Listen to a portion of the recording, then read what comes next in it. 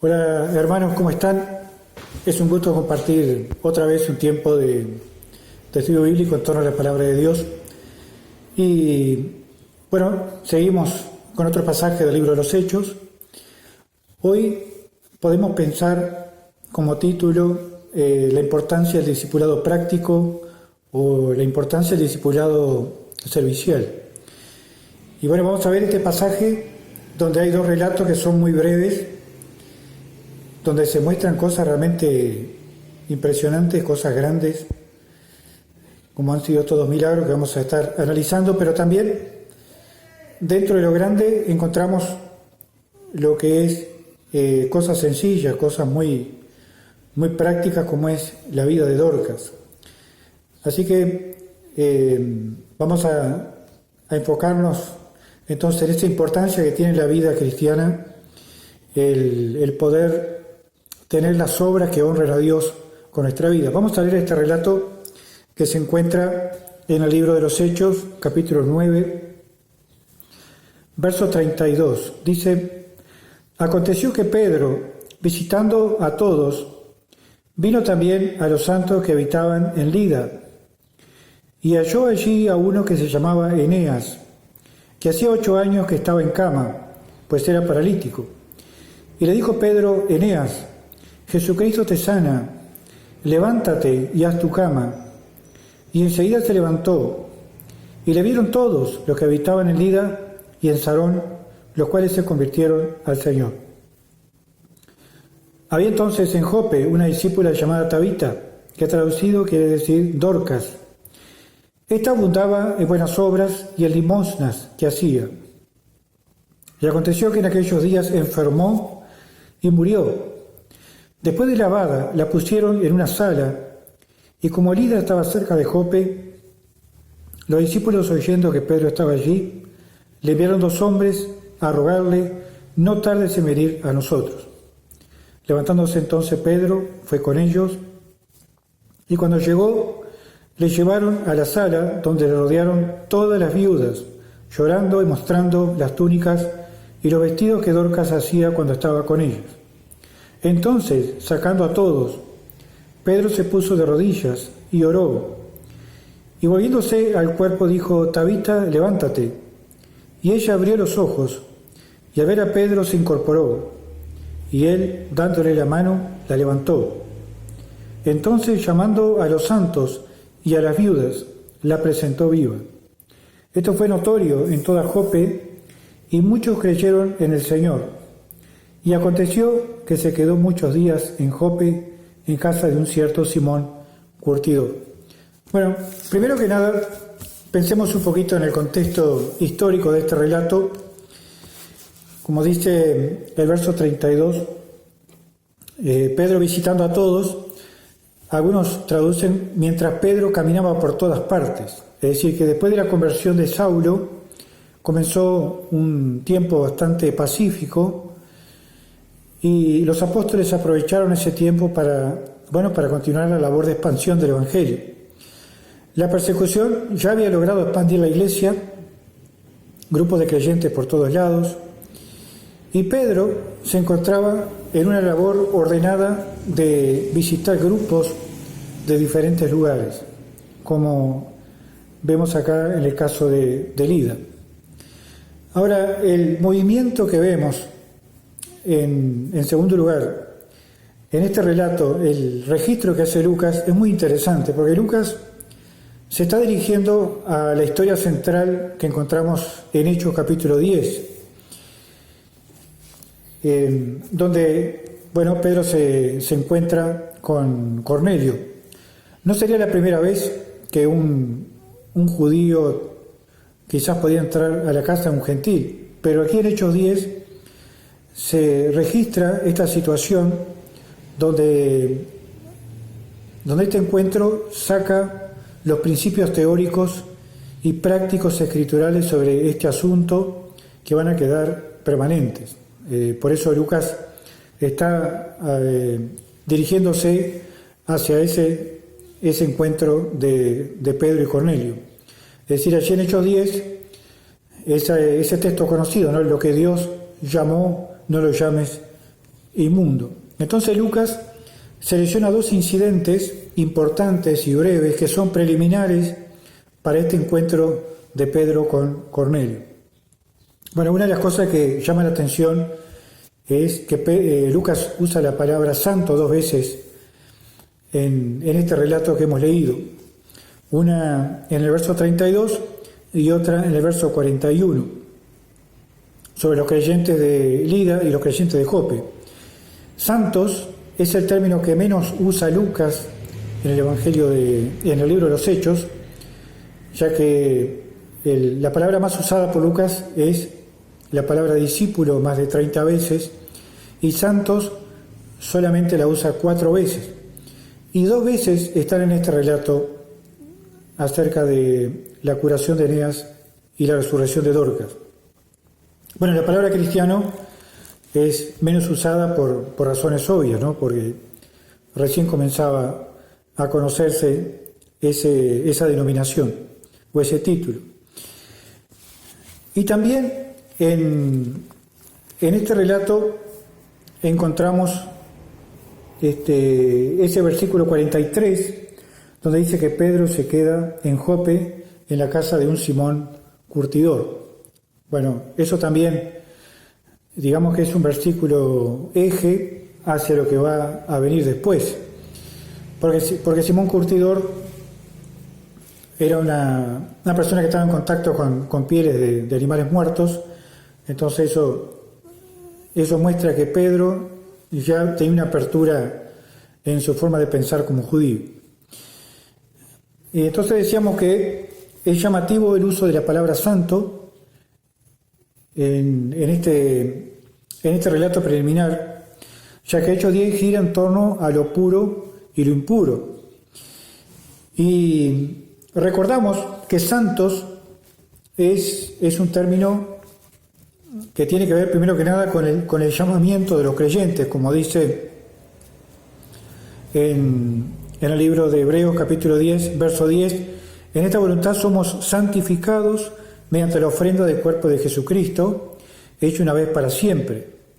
Es decir, en este sentido, todo creyente verdadero es santo. Así se denomina a los corintios, a pesar de los pecados que había allí, así se denomina a los romanos, y así se denomina también a la iglesia de Filipos. En ese sentido, santos, ningún creyente más santo que otro. Todos tenemos la misma posición de santidad en el llamamiento. Pero también el otro sentido es la santidad práctica. Y ahí sí hay una diferencia con la realidad. La auténtica santidad cristiana es una santidad positiva, activa, en la medida que el creyente va creciendo en madurez, se va fortaleciendo en el Señor para saber mantenerse en pie, para saber vivir libre del pecado, rechazando el pecado, siendo victorioso sobre el pecado. Es decir, esta santidad no es una actitud de estar a la defensiva o de no hacer cosas, de estar rodeando o en torno a debilidades y problemas, sino que esta santidad se enfoca en el hacer, se enfoca en ser activo en la obra de Dios. Por eso decimos que es una santidad positiva. Bueno, esto es lo que podemos apreciar en el movimiento de este registro que hace Lucas, llegando a la historia central del encuentro de Pedro con Cornelio. En este relato que hemos leído encontramos algunos contrastes y algunas similitudes. Por ejemplo, bueno, en Lida tenemos que el milagro es un hombre, en Jope el milagro tiene que ver con una mujer.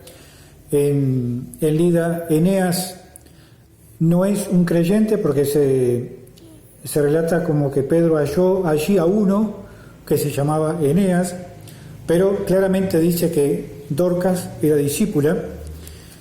Bueno, Eneas dice que Pedro lo halló, pero en el caso de Dorcas, Pedro fue convocado para esa situación.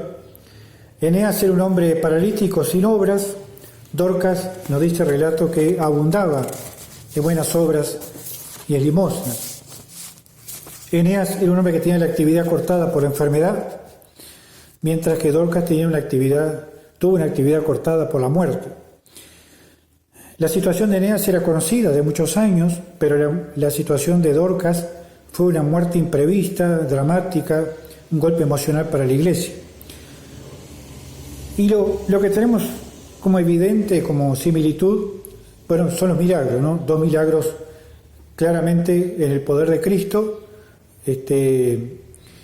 contundentes, y también tenemos que en las dos situaciones hubo conversiones, en el verso 35 y verso 42. Cuando miramos el milagro sucedido en Lida, fue un milagro instantáneo, una parálisis real. El poder milagroso de los apóstoles era visto por cualquiera que examinara la situación, pero no es algo visto en todos los momentos de la historia, porque esas fueron verdaderas señales de apóstol, como dice 2 Corintios 12:12, con todo las señales de apóstol han sido hechas entre vosotros en toda paciencia por señales y prodigios y milagros. O sea, no es algo que se haya repetido constantemente a ese nivel que lo podían hacer, o el Señor lo hacía por medio de los apóstoles. Todo milagro es una manifestación de algo más grande. Por ejemplo, el paralítico que el Señor sanó en Lucas 5, 17 a 26, fue una demostración del perdón que ese paralítico había recibido. Cuando Pedro dice a Eneas, Jesucristo te sana, levántate, está anunciando la realidad de un Cristo resucitado. O sea, no es un Pedro te sana, es Jesucristo te sana. Entonces, allí Pedro lo que estaba remarcando es la continuidad de ese poder y ese ministerio que se vio en el Señor, haciendo milagros que mostraban su mesianidad. Ahora vemos a los apóstoles mostrando claramente su apostolado como apóstoles de Cristo.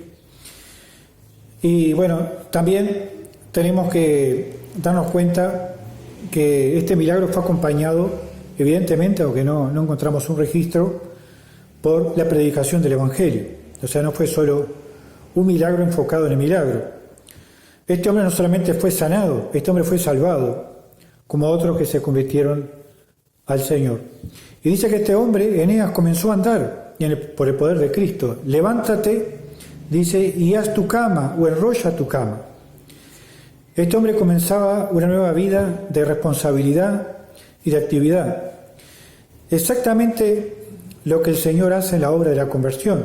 Como dice en Hebreos 12 al 13, por lo cual levantad las manos caídas y las rodillas paralizadas o debilitadas, y haced senda derecha para vuestros pies, para que lo cojo no se salga de camino, sino que sea sanado. Bueno, la conversión al Señor siempre tiene el comienzo de un nuevo andar, una nueva vida, una nueva dirección de vida, de utilidad, de actividad. Dios nos saca de un estado de inutilidad para servirle. Esa es una de las señales más preciosas que podemos apreciar cuando una persona conoce al Señor. Así que Eneas no solo comenzó a caminar literalmente, físicamente, sino que Eneas comenzó a andar también como toda esa gente que se convirtió sirviendo al Señor o en los caminos del Señor. Ahora llegamos al milagro de Jope, que está a 16 kilómetros de Lida. Jope sería el puerto más cercano a la ciudad de Jerusalén. Hoy se conoce con el nombre de Jaffa, un poco al sur de Tel Aviv. Y tenemos un relato dramático que hasta cierta medida podemos imaginar muchas cosas. Se describe a Dorcas como discípula. Bueno, Dorcas significa gacela, pero ella era una discípula, una aprendiz, una seguidora, y esto tiene que ver con su andar fiel al Señor, destacándose una vida de generosidad, una vida de servicio desinteresado en todos aquellos que le rodeaban. La clase de hermana que podríamos decir es el alma del grupo, la clase de hermana que bendice, que toda iglesia quisiera tener. Es una gran bendición cuando hay una hermana como Dorcas, al servicio de los demás, dispuesta, haciendo bien, atenta a las necesidades de los que le rodean. Bueno, una cosa que también, por ejemplo, destaca Bruce, Frederick Bruce, que la actitud generosa y caritativa de los primeros cristianos fue apreciado por el mundo pagano. O sea, fue una de las cosas que hizo avanzar el Evangelio, la generosidad de los creyentes. Pero de pronto la muerte les quitó a esta discípula. Fue un golpe triste, una tragedia para la comunidad. De pronto carecer de la influencia y el servicio de esta hermana. Realmente fue algo de profundo dolor. Y los creyentes, en vez de sepultarla enseguida como era costumbre, dice que la pusieron en un aposento alto. Y surgió la expectativa de llamar a Pedro. Nos preguntamos por qué quisieron llamar a Pedro. Posiblemente escuchaban lo que pasó con Eneas. Otros consideran que pudo haber habido una palabra profética para invocar a Pedro. Pero la cosa es que estos hermanos esperaban algo, que sucediera algo, y por eso llamaron a Pedro. En el verso 40, cuando Pedro viene, encuentra una iglesia muy triste, una iglesia en un momento muy difícil, pero Pedro, con la intimidad que tenía con el Señor, tiene la confirmación del Señor de que debe orar por Dorcas, que debe pedir especialmente para que sea resucitada. Dice también Frederick Bruce que una sola letra, de diferencia en el arameo, Pedro repite el mandato del Señor que le dio la hija de Jairo. ¿Se acuerdan? Talita Cumi. Bueno, acá Pedro dice Tabita Cumi. Las acciones de Pedro son muy similares a las del Señor. Y entonces la tragedia de la muerte se convierte en un milagro extremo, porque revertir el proceso de la muerte y llamar el espíritu al cuerpo nuevamente es, digamos, la señal máxima en la esfera de lo visible. Esa vuelta a la vida no tiene que confundirse con lo que es la verdadera resurrección y transformación final, ya que Dorcas volvió a la vida, pero también sabemos que Dorcas algún día iba a morir. Bueno, este tipo de milagro no es usual. Lo vemos en Elías, lo vemos en el profeta Eliseo, vemos que el Señor resucitó personas, vemos que Pablo resucitó a Eutico, y acá este caso de Pedro. Pero este milagro es un indicador de algo mayor. Por un lado, es la credencial que identifica a quien realiza el milagro o el medio por el que Dios realiza el milagro. Pero en el caso de Cristo, la resurrección le señalaba como el verdadero Mesías.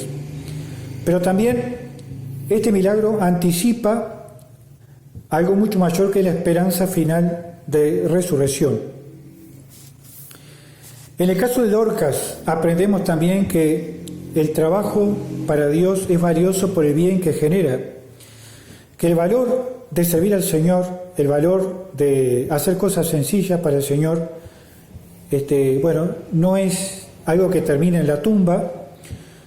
Y también nuestro encuentro con el Señor y la esperanza de la resurrección es lo que hace que nuestra labor no sea en vano, como dice 1 Corintios 15, 58.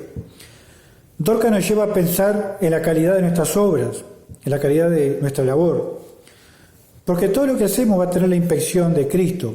Compareceremos en nuestras obras ante el Señor, ante el tribunal de Cristo, para que cada uno reciba lo que haya hecho mientras estaba en el cuerpo, sea bueno o sea mal. 2 Corintios 5:10.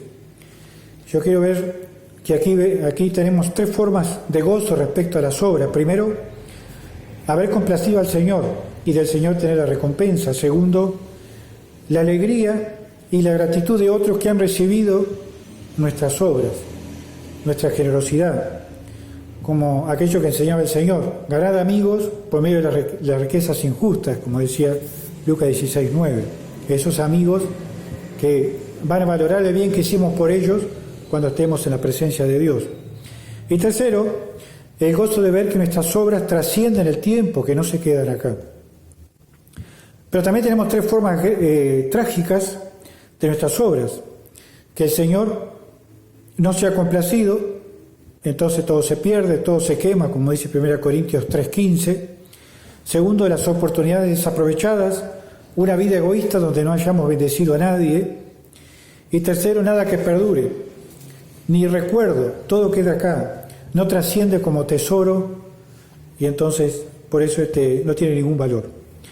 Así que Dorcas es un ejemplo de lo que produce la gracia de Dios y que luego se escribe como exhortación en las epístolas, por ejemplo en Gálatas 6:10, así que según tengamos oportunidad, hagamos bien a todos y mayormente a los de la familia de la fe. Hebreos 13:16, y de hacer el bien y de la ayuda mutua, no os olvidéis, porque de tales sacrificios se agrada a Dios.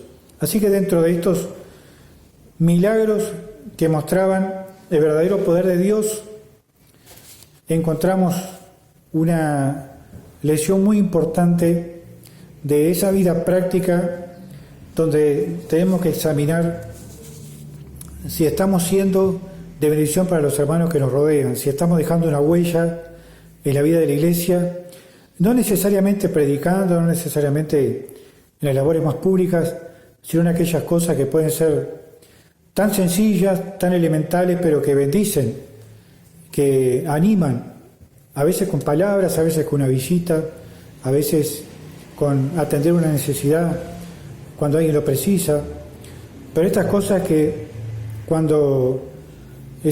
hacen cuando nosotros no estemos, bueno, allí queda un vacío muy grande. Y bueno, que hayamos podido aprovechar esa oportunidad y esa bendición de servir al Señor en la vida de la Iglesia. Deseo que este pasaje sea realmente animador para que haya muchas Dorcas que bendigan a los hermanos y el avance de la Iglesia.